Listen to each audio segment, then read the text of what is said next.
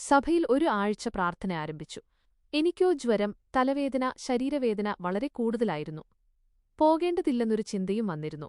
പക്ഷെ പരിശുദ്ധാത്മാവ് എന്നെ വചനത്തിലേക്ക് നയിച്ചു. നാം കിടക്കുമ്പോൾ ബലഹീനതയ്ക്ക് സ്ഥലം കൊടുക്കുന്നു, അത് നമ്മെ നിയന്ത്രിക്കും.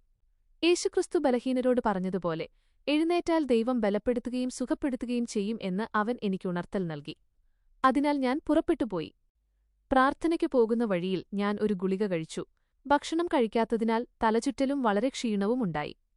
എന്റെ കണ്ണുകൾ മങ്ങിയു തുടങ്ങി. എന്റെ വാക്കുകൾ ശബ്ദമില്ലാത്തതുപോലെയായി. നടക്കാനും കഴിയാതെ വന്നു.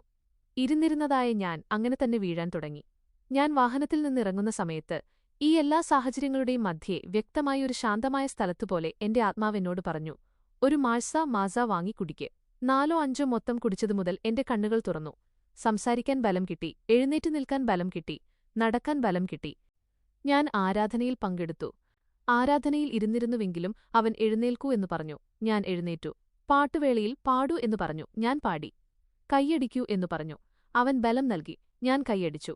എന്നെ ബലഹീനമാക്കുന്ന മരണത്തിന്റെ ശക്തികൾ, അതായത് ജീവനില്ലാത്ത ശക്തികൾ, എന്നെ കീഴടക്കാൻ വന്നപ്പോഴും എനിക്കായി ക്രൂശിൽ സുഖം സമ്പാദിച്ച ആ ജയത്തോടെ ജീവിക്കാൻ ദൈവം നൽകിയ കൃപയ്ക്കായി ഞാൻ നന്ദി പറയുന്നു.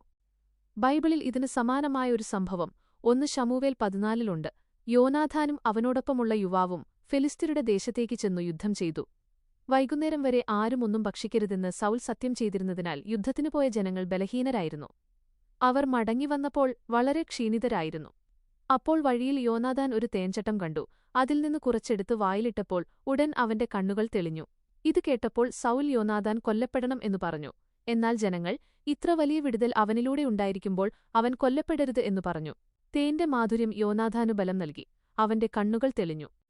പൗലോസ് തിമോഥെയോസിനോട് നിന്റെ ബലഹീനതയിൽ കുറച്ച് വീഞ്ഞു ചേർക്കുക എന്നു പറയുന്നു.